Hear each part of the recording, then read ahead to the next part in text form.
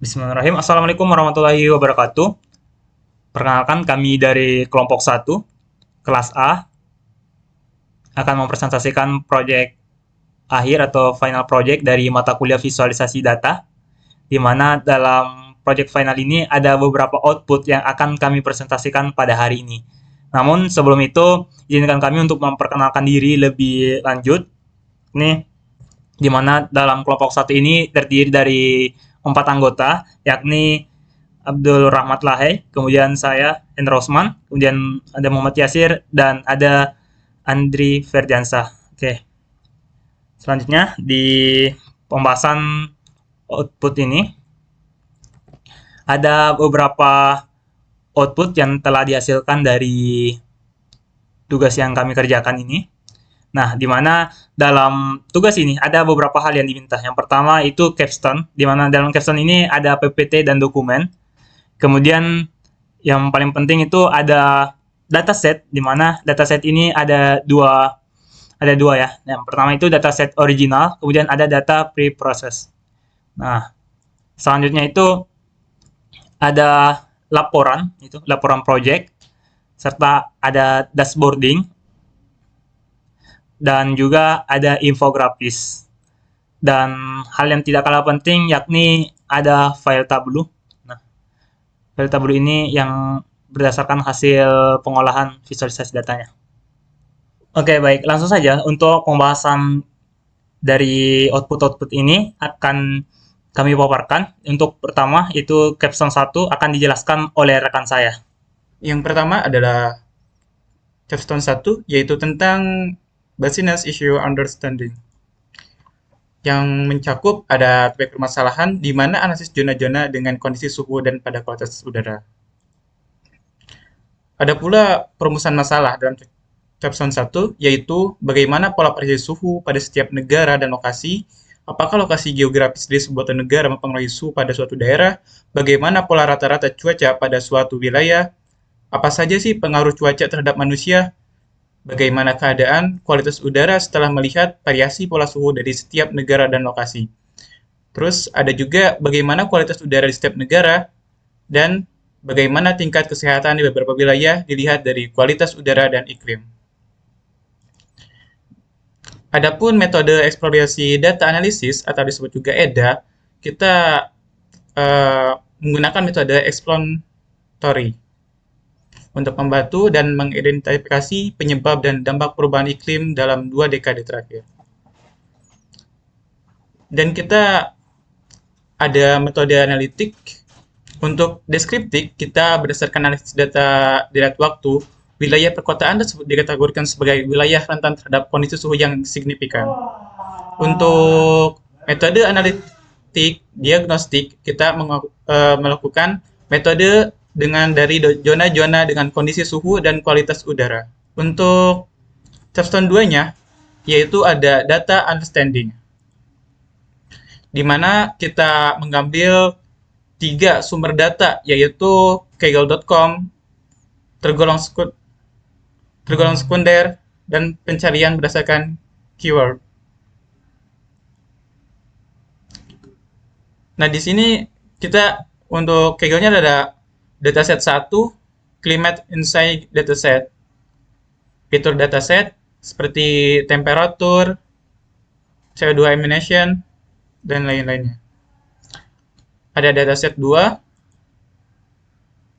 ada fitur dataset lagi yaitu kayak seperti current time, waktu laporan cuaca saat ini, tanggal waktu, crowded at waktu pengumpulan data seperti tanggal waktu, tekanan atmosfer di area tersebut, dan sebagainya. Adapun dataset 3 seperti world weather repository, cuaca harian untuk ibu kota di seluruh dunia. Dan ini juga ada sama kayak yang sebelumnya, yaitu ada fitur dataset juga seperti negara, location name, lintang, bujur, zona waktu. Dan ini beberapa fitur dataset. Nah, di sini ada data dictionary. Jadi 3 dataset tersebut ada data untuk digunakan sesuai dengan petunjuk dari dosen yang bersangkutan. Adapun dataset yang digunakan yakni dataset World Weather Repository atau Daily Updating, seperti negara data cuaca, location name, nama lokasi atau kota, bintang, koordinat tentang lokasi, bujur, koordinat bujur lokasi, dan lain sebagainya. Data dictionary, ini yang kayak tadi dan seperti sebelumnya. Adapun analisis yang dapat dilakukan, kita ada beberapa aspek yang dapat dianalisis dari dataset tersebut. Seperti analisis suhu, suhu rata-rata, perbedaan suhu antara lintang dan bujur tertentu, kondisi cuaca seperti cerah, berawan, hujan, dan salju. Adapun kecepatan angin dan arah angin. Untuk Chapter 3 dilanjutkan oleh rekan saya. Oke, baik. Selanjutnya yaitu mengenai capstone 3, itu kita membahas data preparation dan pre-processing. Nah, di sini kami menggunakan fitur selection karena berdasarkan kasus atau permasalahan yang kami angkat itu tepatnya menggunakan fitur selection ini. Di mana dalam definisi fitur selection itu adalah teknik dalam analisis data yang melibatkan pemilihan subset fitur yang paling relevan dan informatif dari dataset yang lebih besar. Adapun tujuannya adalah untuk meningkatkan kualitas analisis atau model dengan mengurangi kompleksitas, meningkatkan interpretabilitas, dan menghindari masalah seperti overfitting. Nah, di sini mengapa kami menggunakan fitur selection ini? Karena kami menggunakan fitur selection untuk memfilter beberapa fitur atau kolom yang tidak sesuai. Hal ini sesuai dengan analisis yang dilakukan pada tahap-tahap sebelumnya. Nah, data atau dataset yang kami gunakan itu terdiri dari banyak kolom dan kami melakukan filter terhadap kolom-kolom tersebut atau melakukan fitur selection. Oke. Ini adalah fitur atau kolom-kolom yang kami filter atau tidak kami gunakan pada visualisasinya. Ada time zone, last update epoch, kemudian ada temperatur Fahrenheit dan fitur-fitur lainnya. Nah, di pre-processing ini kami memvisualisasikan itu berdasarkan pola dan variasi rata-rata suhu pada setiap negara. Nah, visualisasi pertama ini kami menggunakan kolom-kolom seperti latitude, longitude, country, dan temperatur Celcius. Oke, kemudian kami juga memvisualisasikan bagaimana pola rata-rata keadaan cuaca di setiap wilayah. Sama seperti sebelumnya, kita menggunakan latitude, longitude, country, kemudian ada tambahan mengenai condition text-nya, di mana dalam condition text ini nantinya akan membagi kondisi wilayah itu kondisi cuaca itu berdasarkan sunny, partly cloudy, ataupun light rain, clear, dan light rain. Seperti itu. Nah, kemudian kami memvisualisasikan bagaimana dampak atau pengaruh cuaca terhadap manusia. Nah, di sini ada kolom visibility dalam kilometer. Kemudian ada condition text-nya. Selanjutnya itu dampak atau pengaruh cuaca terhadap kelembapan.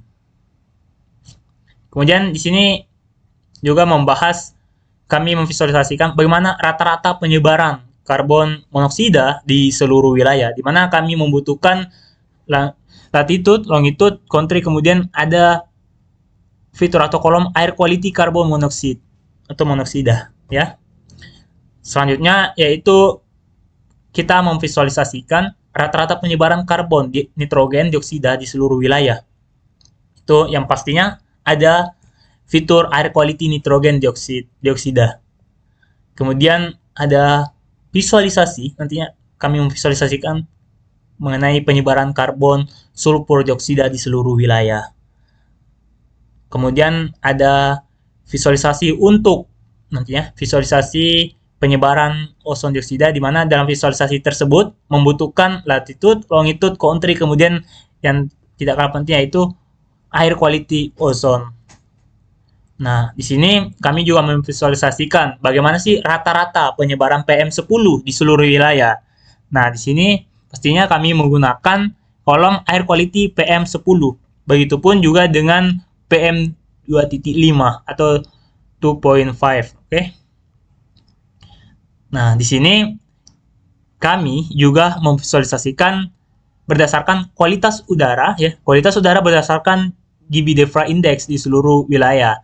Nah, di sini kami membuat kategori atau field baru itu karena di sini kami membutuhkan itu untuk bisa mengkategorikannya berdasarkan sehat, sedang atau tidak sehat. Nah, di sini itu diambil dari Air Quality GB-DEFRA Index. Oke, di sini ada programnya, itu jika Air Quality GB-DEFRA Index itu kurang atau sama dengan 3, maka dia termasuk kategori sehat. Begitupun untuk sedang itu dengan batasnya itu kurang atau sama dengan 6. Kemudian untuk tidak sehat itu 9, kurang atau sama dengan 9. Kemudian kondisi else itu sangat tidak sehat. Oke, selanjutnya kami juga memvisualisasikan bagaimana sih kualitas udara berdasarkan ISPU Index di seluruh wilayah.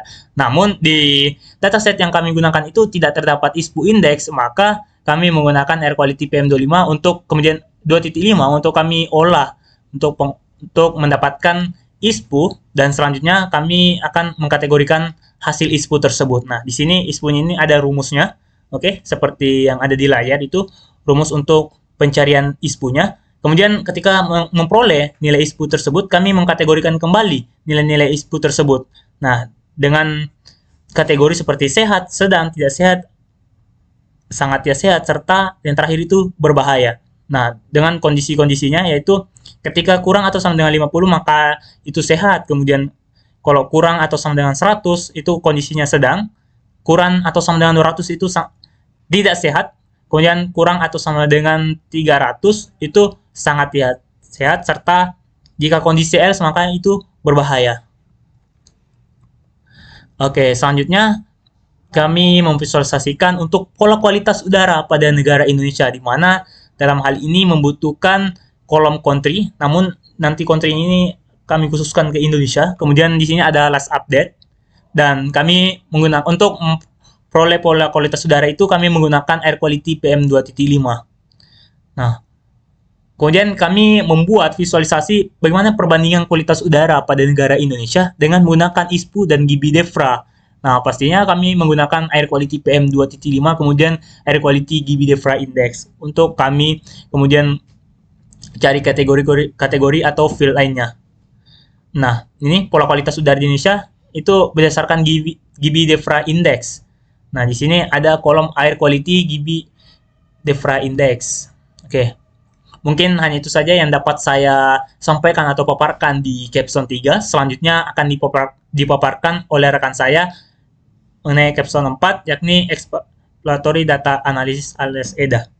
Baiklah, saya akan melanjutkan presentasi dari teman saya sebelumnya, yang dimana pada capstone 4 ini yaitu Exploratory Data Analysis alias EDA. Nah, di sini kita memvisualisasikan seluruh kemungkinan visualisasi yang mungkin dari dataset yang kami ambil. Adapun visualisasi yang pertama yaitu pola variasi rata-rata suhu pada setiap negara, di mana visualisasi ini divisualisasikan menggunakan maps. Nah, sehingga didapat titik terendah dari suhu yaitu berada pada negara Mongolia sebesar 1,64 derajat Celcius. Sedangkan negara dengan suhu tertinggi berada di Brasil sebesar 34,53 derajat Celcius. Nah, dari visualisasi di atas ini juga kita dapat melihat bahwa lokasi geografis mempengaruhi rata-rata suhu, di mana di sini faktor penyebab suhu Mongolia cenderung sangat rendah karena sebagian besar wilayahnya merupakan dataran tinggi, dan terletak di dalam benua tanpa akses langsung ke laut. Namun, berbeda dengan negara Mongolia, negara Brasil memiliki suhu tertinggi karena dekat dengan khatulistiwa, sehingga radiasi matahari secara langsung terpapar sepanjang tahun, serta sebagian besar wilayahnya berbatasan dengan laut atau memiliki akses ke wilayah tropis. Adapun visualisasi kedua yang dapat dibuat yaitu pola rata-rata keadaan cuaca di setiap wilayah, di mana di sini Rusia dan sekitarnya didominasi dengan cuaca moderate snow atau salju sedang, sedangkan Mongolia dan Brasil memiliki keadaan cuaca yang didominasi dengan cuaca clear. Nah, namun di sini namun jika dilihat dari visualisasi suhu sebelumnya, Brasil dan Mongolia itu memiliki perbandingan temperatur suhu Celcius yang sangat signifikan, namun memiliki keadaan cuaca yang sama yaitu clear. Jadi bisa disimpulkan bahwa eh, keadaan cuaca di setiap negara tidak mempengaruhi suhu itu sendiri. Kemudian visualisasi yang ketiga yaitu pengaruh cuaca. Nah, di sini ada dua pengaruh cuaca. Nah, pengaruh cuaca yang pertama itu yaitu pengaruh cuaca terhadap manusia. Nah, di sini didapat bahwa cuaca overcast atau mendung memiliki jarak pandang terjauh mencapai 11,63 km, sedangkan kondisi cuaca yang dengan jarak pandang terpendek yaitu moderate or heavy sleet atau hujan es atau lebat, hujan es sedang atau lebat dengan jarak 2,4 km saja.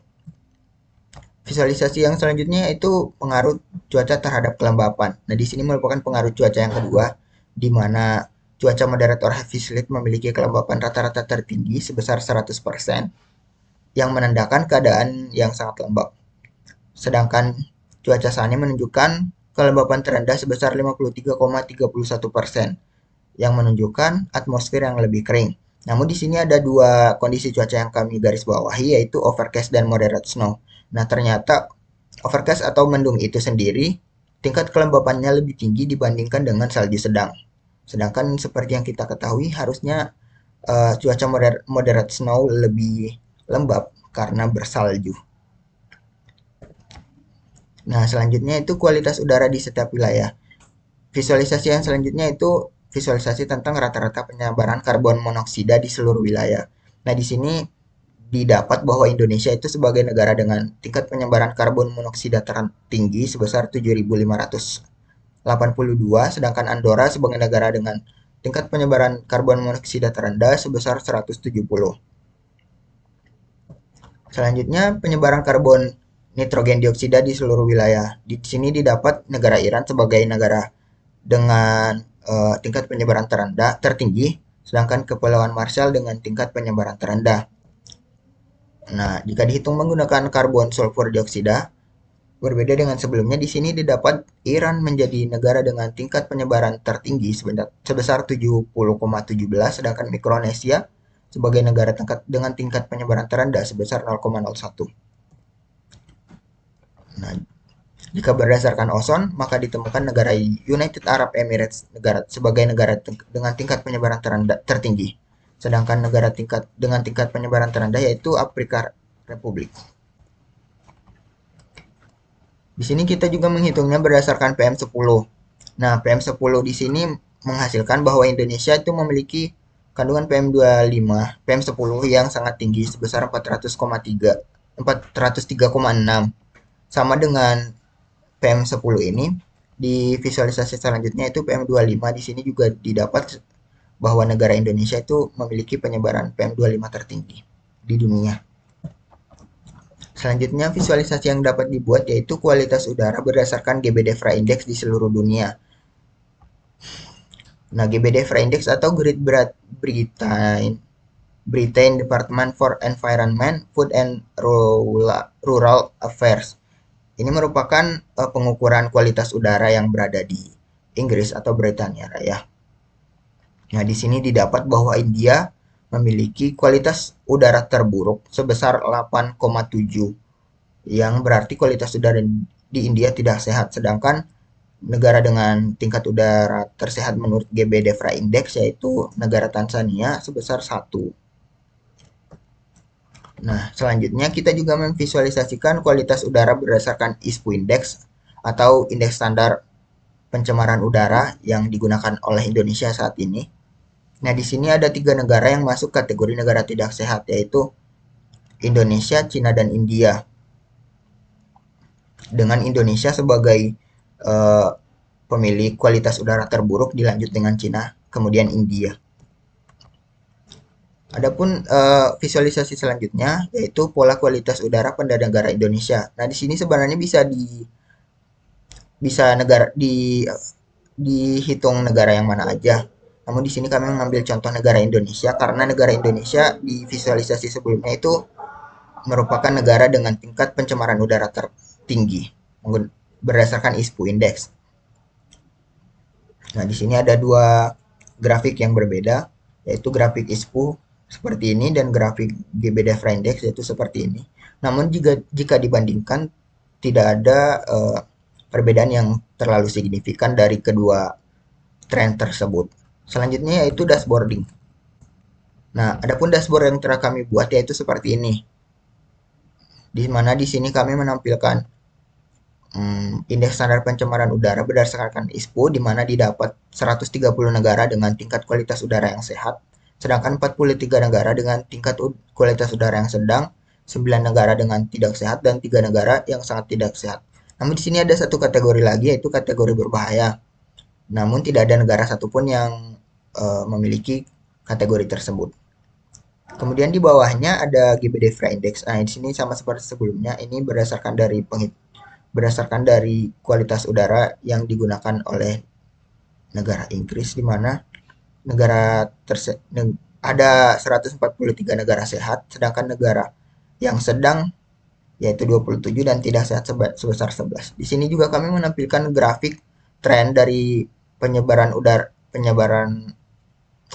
Di sini kami juga menampilkan grafik tren dari kualitas udara pada satu negara saja. Nah, di sini dapat difilter itu mau berapa bulan, 1 atau 2 bulan saja yang ditampilkan. Kita ambil contoh di sini 2 bulan. Nah, di sini juga kita dapat memfilter negara mana yang ingin dilihat tren udaranya. Misalkan di sini kita ambil Indonesia saja. Tren udaranya itu seperti ini.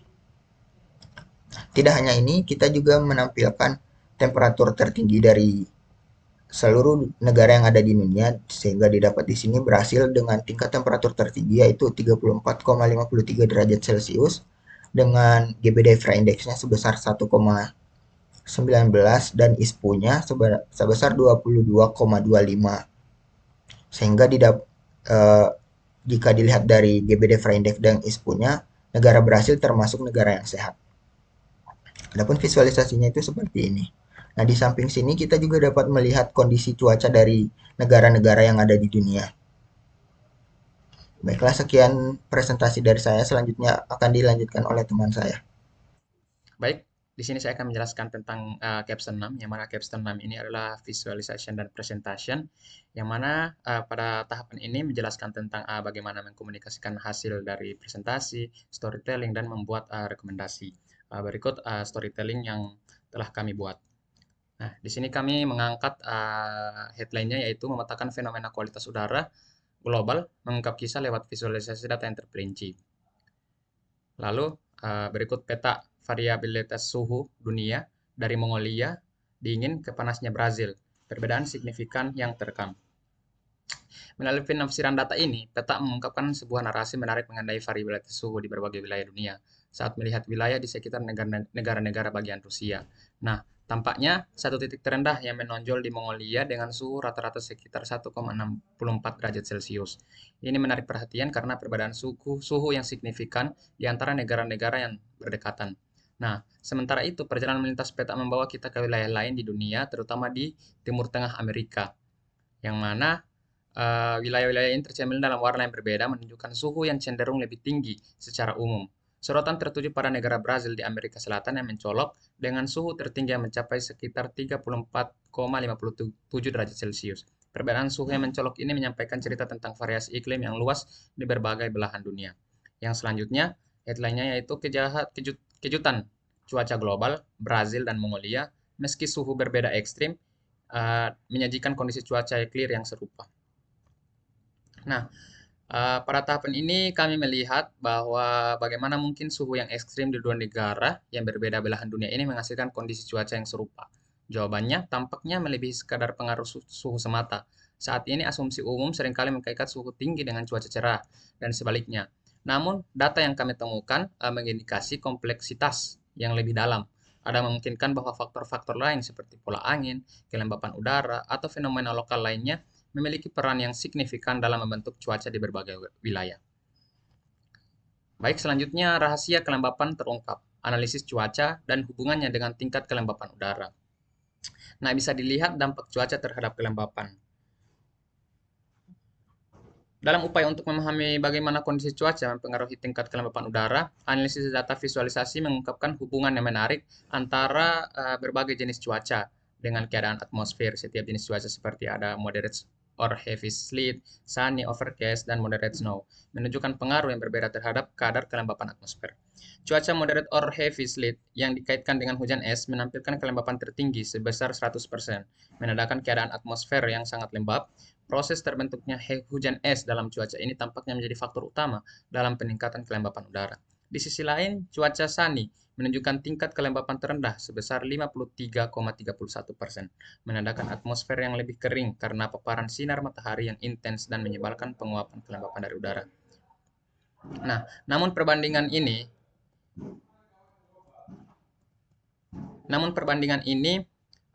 bisa kita lihat pada yang berwarna hijau yaitu overcast dan moderate snow. Nah, menyeratkan sesuatu yang menarik. Meskipun moderate snow terkait dengan turunnya salju, kondisi overcast cenderung lebih lembab. Langit yang tertutup awan dalam overcast tampaknya memainkan peran penting dalam mempertahankan kelembapan dengan menahan uap air mikroskopis dan menciptakan kondisi kondensasi yang berkelanjutan. Selanjutnya, revelasi kualitas udara India yang mengejutkan, menelusuri keterkaitan dengan analisis kelembapan udara dan cuaca sebelumnya. Ya, bisa kita lihat ini memakai metode GBDFRA Index kategori, yaitu hasil standar kualitas udara ini memberikan wawasan yang sangat penting, meskipun sebelumnya telah dibahas tentang korelasi antara kondisi cuaca dan kelembapan terhadap kualitas udara. Temuan terbaru ini menggarisbawahi pentingnya aspek kesehatan lingkungan yang lebih luas. Nah, dari GBDFRA ke ISPU, serupa tapi berbeda. Hasil kualitas udara Indonesia, Cina, dan India menunjukkan ketidaksehatan yang mengkhawatirkan. Nah, setelah kami pakai metode untuk mengukur tingkat kesehatan udara menggunakan ISPU kategori, ternyata Indonesia mencapai titik tertinggi sebagai negara dengan standar pencemaran udara tertinggi, yaitu sangat tidak sehat. Nah, di sini kita bisa lihat juga rahasia kualitas udara Indonesia terkuak. Kontras tajam antara ISPU dan GBDFRA pada September dan Oktober membawa terobosan yang mengejutkan. Nah, selain kami menggambarkan tingkat standar kesehatan udara, kami juga melihat tren waktu dalam perbandingan antara ISPU dan GBDFRA. Di sini kami mendapatkan bahwa pada bulan September, khususnya pada tanggal 21, grafik ISPU menunjukkan peningkatan, sementara indeks GBDFRA tidak mengalami kenaikan yang signifikan. Perbedaan ini menciptakan gambaran yang menarik dan mengejutkan pertanyaan tentang faktor-faktor apa yang mungkin menyebabkan hasil yang berbeda di antara kedua metrik ini. Namun pada bulan Oktober, khususnya pada tanggal 2, terjadi perubahan pola yang menarik. Grafik GBDFRA menunjukkan kenaikan, sementara grafik ISPU justru mengalami penurunan. Perbedaan ini menambah kompleksitas dalam pemahaman kondisi kualitas udara di Indonesia. Nah, selanjutnya rekomendasi dari kami yaitu tinjauan terperinci, interkoneksi suhu, cuaca, kelembapan udara, dan polusi dalam membentuk kualitas udara global, serta pentingnya langkah-langkah kolaboratif untuk kesehatan lingkungan.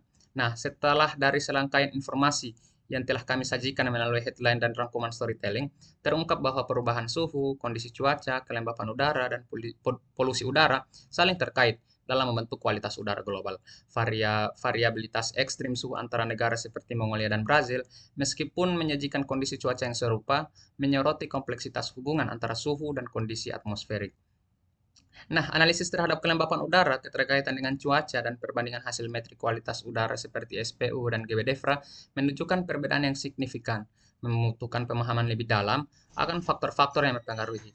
Oleh karena itu, untuk mengatasi tantangan polusi udara global, diperlukan kerjasama internasional yang kuat, penelitian lanjutan dalam mengidentifikasi faktor penyebab perbedaan hasil metrik tadi, serta dalam mengidentifikasi faktor penyebab perbedaan hasil metrik, dan pemantauan yang terus-menerus untuk memahami dan mengurangi dampak negatif polusi udara terhadap kesehatan manusia dan lingkungan secara global.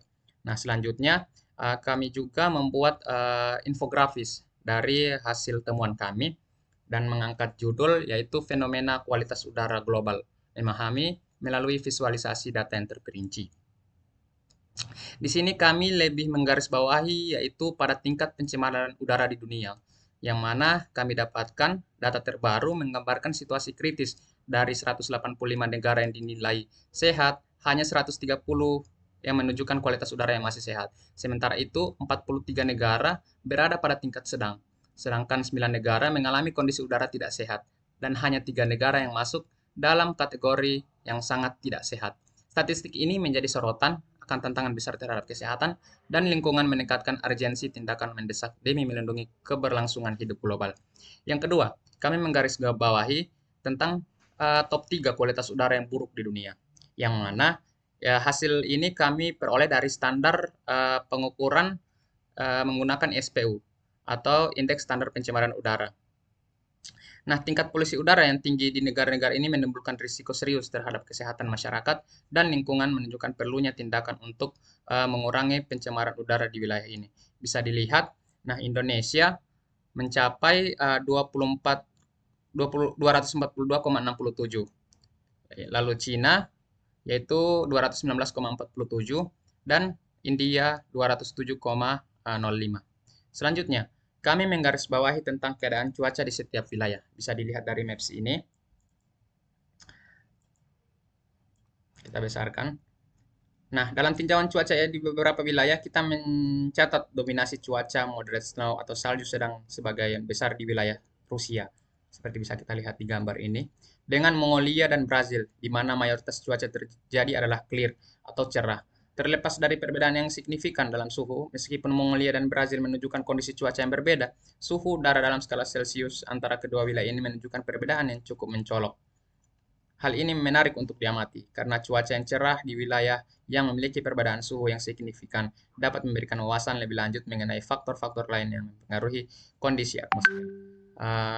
Mungkin itu penjelasan dari Capstone 6. Sekian dari saya, terima kasih. Baiklah, demikian pemaparan presentasi mengenai final project dari kelompok kami di mata kuliah visualisasi data ini. Kurang lebihnya mohon dimaafkan. Sekian, wassalamualaikum warahmatullahi wabarakatuh.